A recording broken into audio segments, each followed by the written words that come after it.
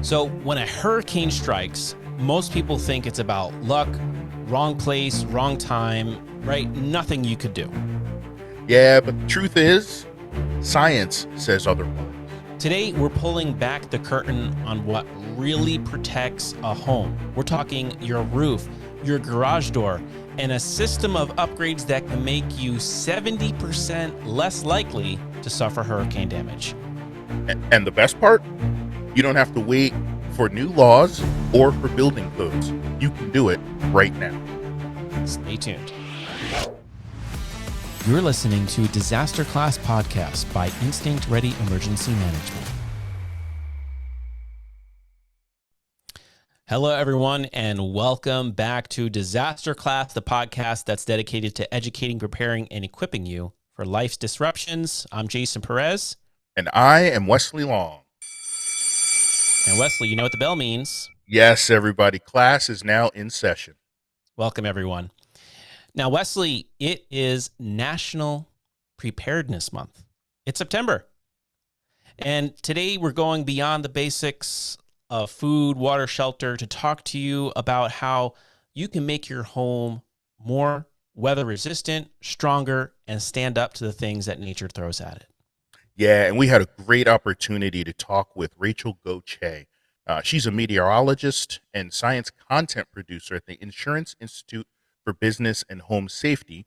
And what they do is they share specific scientific strategies designed to reduce risk where it matters most, your personal home. The sun's out, the weather is nice, but that means so is the sun and the bugs. Don't go anywhere without having your Sawyer bug spray and sunscreen. Keeps you safe, keeps you outdoors. Visit Sawyer.com to find a retailer near you. Wildfire mayhem isn't just a game, it's a hands-on disaster response simulation. Step into the Emergency Operations Center and lead coordinated efforts to contain wildfires, evacuate communities, and manage crisis. Crafted by certified emergency managers, this board game offers realistic scenarios and dynamic challenges.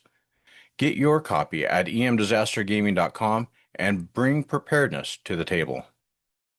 My name is Rachael Gauthier, and I am a meteorologist and science content producer for IBHS. I grew up in Mobile, Alabama, so for those of you who are unfamiliar with that, it's that, the coast right on the Gulf Coast in far southern Alabama. So we had kind of everything. We had tornadoes, we had, tropical systems. So when I was a kid, it was my job to go outside and start bringing the lawn furniture in when we had a storm on the way and school was out. So just kind of always had to deal with, different types of weather. So I decided to go to meteorology school at the University of South Alabama. But I ended up landing my first job in a very small town in central Louisiana, and I worked at a TV station there as a meteorologist. And then they said, okay, you can do the weather Saturday and Sunday, but we also need you to do stories 3 days a week. And oh, by the way, you're gonna shoot it and edit it yourself,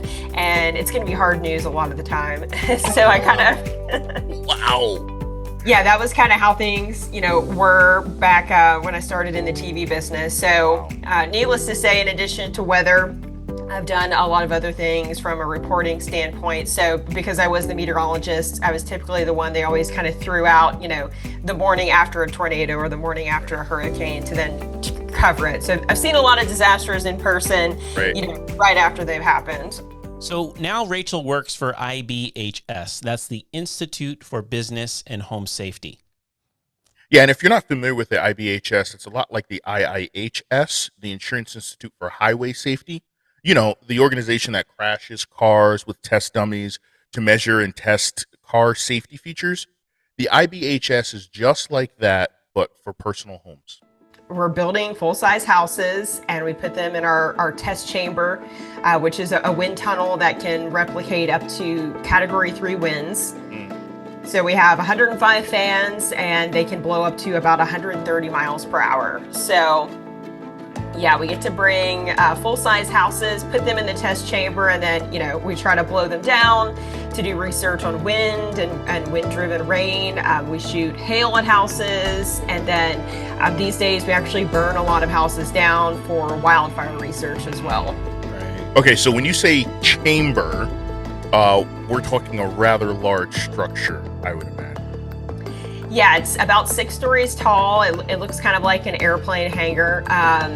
Yeah, we're one of the biggest wind tunnels in the United States, and we're one of the few places in the world that actually does this type of scientific research with full-size homes. A lot of wind tunnels kind of use model homes or smaller scale things, but everything we do is full scale. And again, we're really researching the 4 main perils: wind-driven rain, hail, and wildfire. And really the goal is to make houses, residential houses, and businesses stronger. Wow. Okay, so I just have to ask, because my brain is weird. You guys have a sense of humor about who you are, right? You don't call yourselves or the Chamber of the Big Bad Wolf, do you? Hey, that's a good one. That's right? A new one. Often I blow your house down. Exactly. Sorry, that's... All right, Wesley, you just couldn't help yourself, could you? I couldn't, man. It's like, that's every time she mentioned it and I had the visual, that's all I could think about was the Big Bad Wolf. I'm sorry, it just came out. Actually, I really hope that they now, after this episode, they go back and they name the Wind Chamber the Big Bad Wolf. That would be just awesome. I hope so. And if so, IBHS, you're welcome. So when it comes to natural disasters, most people think of survival as this kind of game of chance. Yeah, we hear it all the time. Something along the lines of, I was just in the wrong place at the wrong time, as if there's nothing that could have been done differently. Yeah. But what if that mindset is part of the problem?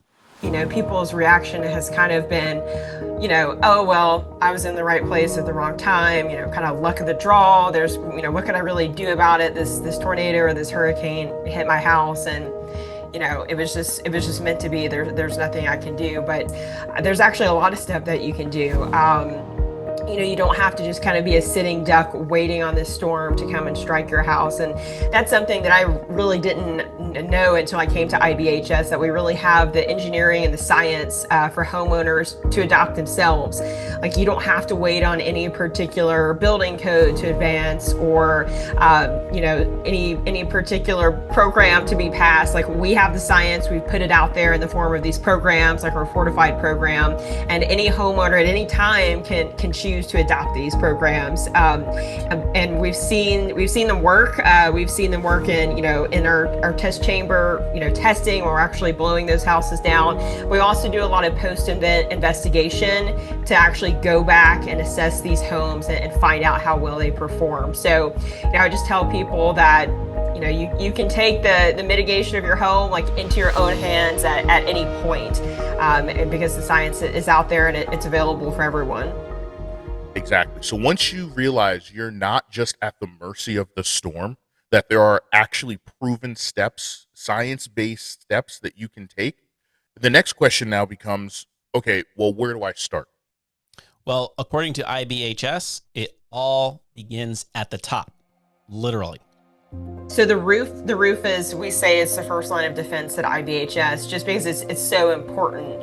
And the reason why it's important is because, when these strong winds come along, we're talking about hurricanes, but a lot of this is applicable to severe thunderstorms that bring high winds as well.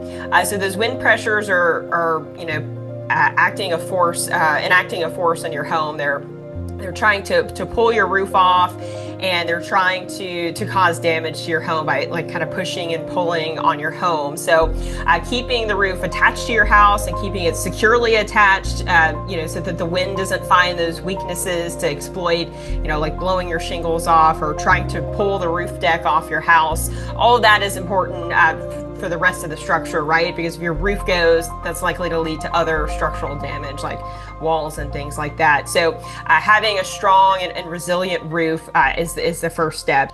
Okay, so we know the roof is critical, but not all roofs are created equal. It's not just what you have over your head, but how it's built that determines your home's survival. Yeah, so that's where the Fortified program comes in. It's a science-backed, real-world tested set of methods that raises the standard of home construction. So once it's Fortified certified, it can now withstand the forces that nature throws at it. And Rachel discusses how the Fortified standard helps improve roof construction here. It's called our Fortified program. So basically, if you're a homeowner, if you're building a new house, you can build your house to the Fortified standard. Or if you have a house that's already built and you're putting a new roof on your house, you can adopt this standard as well.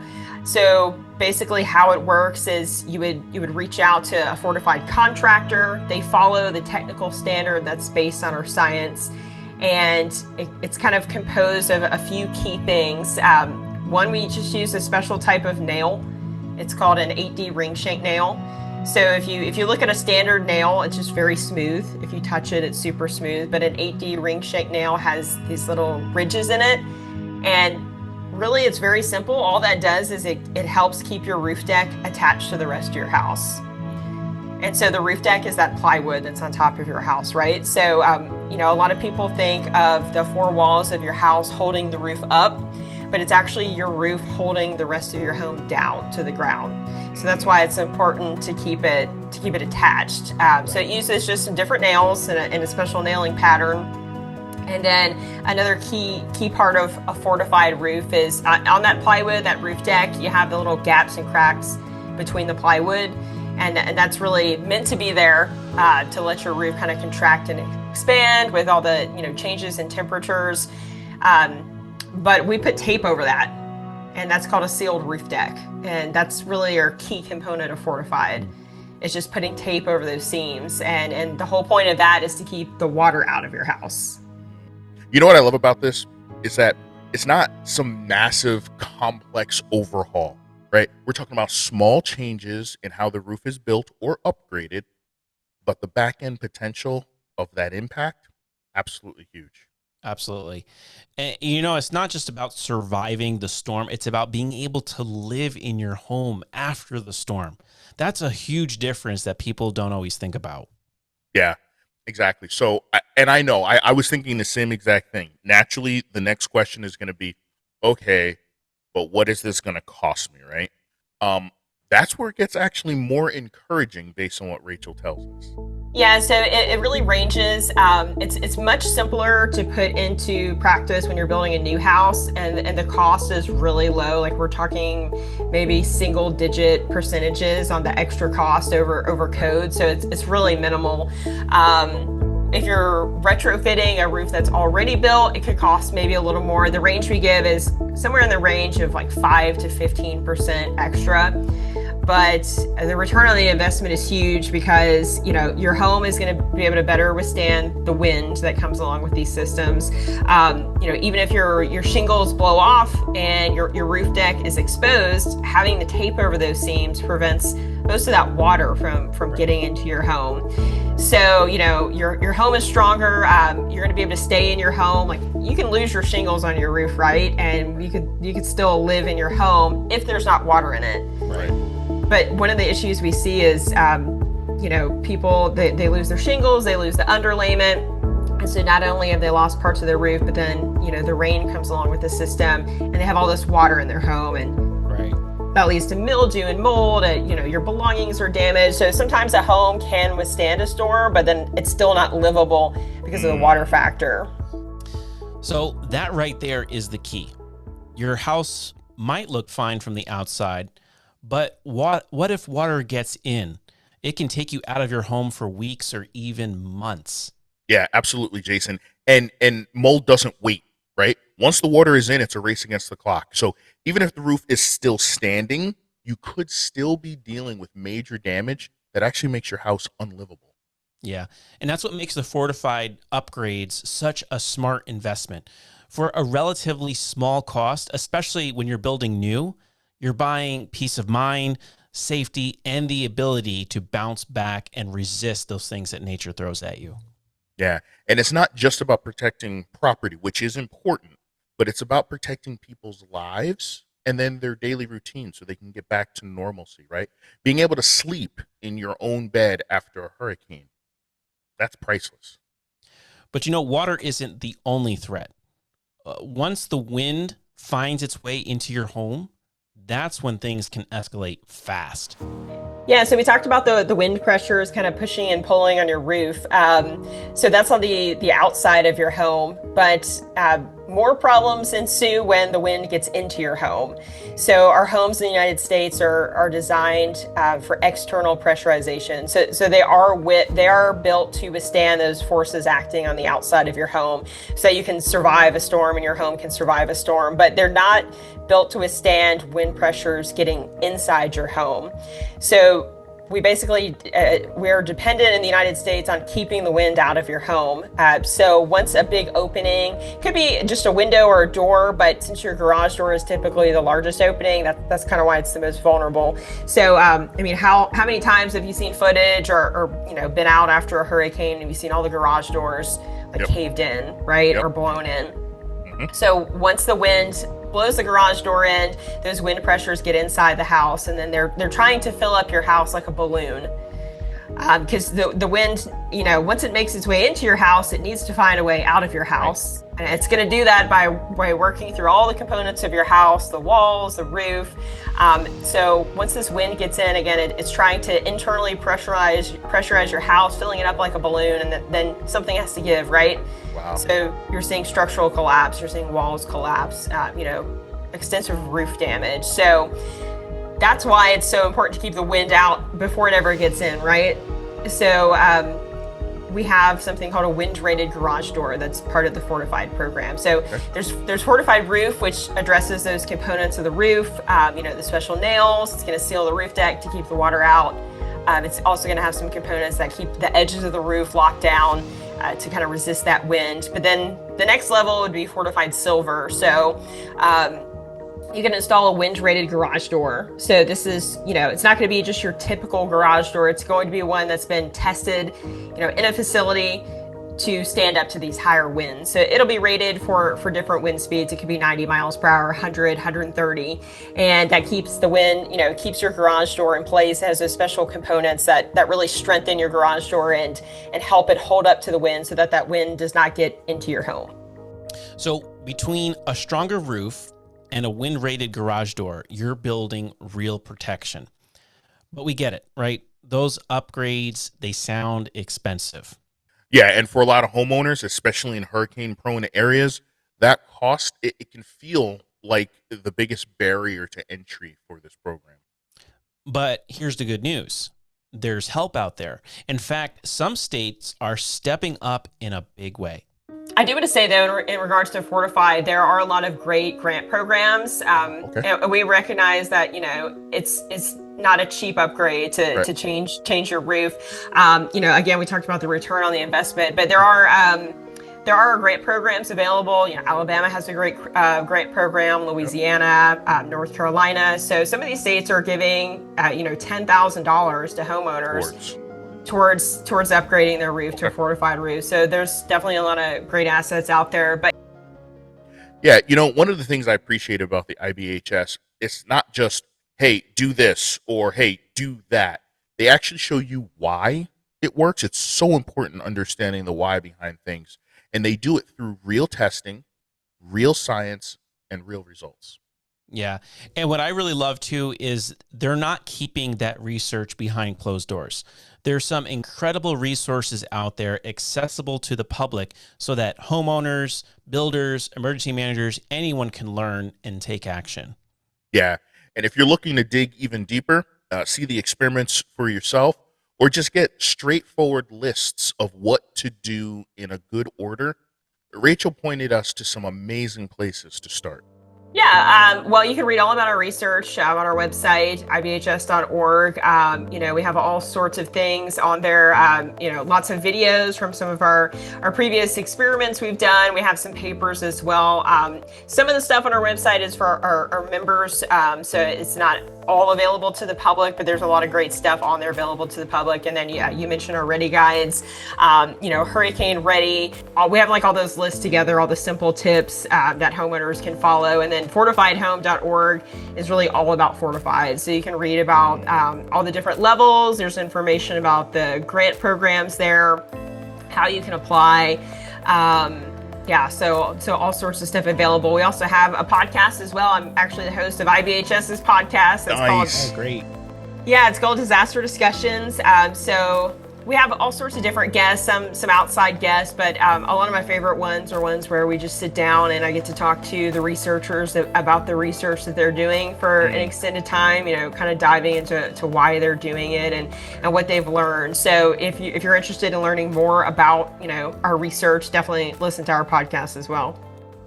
So we've talked about the science, the standards, and even where to find help if you want to take action. Yeah, but the question still stands. Does all of this actually work when the wind hits and the rain starts falling? Well, at IBHS, they didn't just build a lab and stop there. They've been waiting for the data from real-world storms, and that moment finally came in Rachel's own backyard. Yeah, so the Fortified program has been around for a while now, but we've really been building up to the point where we actually have a lot of fortified homes out there. My hometown is actually Mobile. I mentioned it, I think, when I got on the podcast, and that's actually ground zero for fortified country.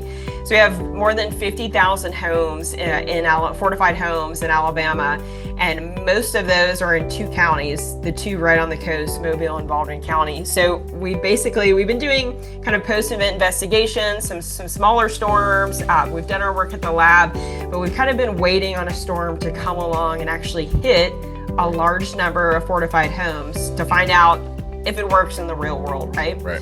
And so Hurricane Sally was that storm. The storm hit a while ago. It was in 2020, September 2020. But we just had a study that came out. It was the Alabama Department of Insurance and the University of Alabama's Center for Risk and Insurance Research. And basically they analyzed 40,000 of those fortified homes in Alabama to find out, was the construction superior to standard construction. So basically what the study found is that homes that were fortified were 70% less likely to have an insurance claim compared to standard construction. Wow. So 70% less likely. If they did have a claim, the claim is about 20% less. So basically they kind of envisioned if we had built every one of those homes to the fortified standard. So that they looked at 40,000 properties. Not all 40,000 were fortified, but if all 40,000 had been fortified, we could have saved about $150 million in damage from this storm. So that's, kind of a mix of insurance payouts and then deductibles that homeowners have to pay on these, during these storms. So yeah, we've basically it is staggering, and it's really our first big study looking at a large number of properties in the real world and finding out that it does indeed work. Wesley, that's the kind of data that changes the conversation. Yeah, absolutely. Great call out there, Jason. We're not just talking theory, right? We're talking 70% fewer insurance claims. We're talking millions in savings. We're talking real homes, real storms, real people who got to stay in their homes after the wind and the rain passed. And that's at the heart of emergency management, right? Not just surviving the event, but being able to recover faster with less damage, less cost, and less trauma. Yeah, absolutely. Huge thanks to Rachael Gauthier for joining us today, sharing her expertise. And if you guys want to learn more about the IBHS Fortified program, see test footage or access their Hurricane Ready guide, head over to IBHS.org, fortifiedhome.org, or hurricaneready.org. And definitely check out Rachel's podcast, Disaster Discussions, where they dive deep into the science behind resilience. Yeah, we'll have all of those links in the show notes. And guys, if this episode helped you perhaps maybe shift your thinking, think a little differently about hurricane preparation, do us a favor. Share it with a friend. a neighbor, a contractor, your HOA president, right? Whoever needs to hear it, get this word out to them. Well, Wesley, as always, before we conclude this episode of Disaster Class, there is homework. Absolutely. Make sure you like, subscribe, sign up for alerts to Disaster Class, leave us the 5-star rating, give us a thumbs up, and just comment about something that you learned or appreciated from this episode, even if it's just the big bad wolf. Absolutely. And if you have a question, a preparedness tip, disaster story to share, send us an email at disasterclass@instinctready.com or drop us a message on our social media accounts at DisasterClass Podcast. And doing so will put you in the running to be featured on the show and win some cool prizes. So thank you all so much for listening to this episode of Disaster Class. Stay educated. Stay prepared. Stay equipped. All right, guys. Class dismissed. Get out of here.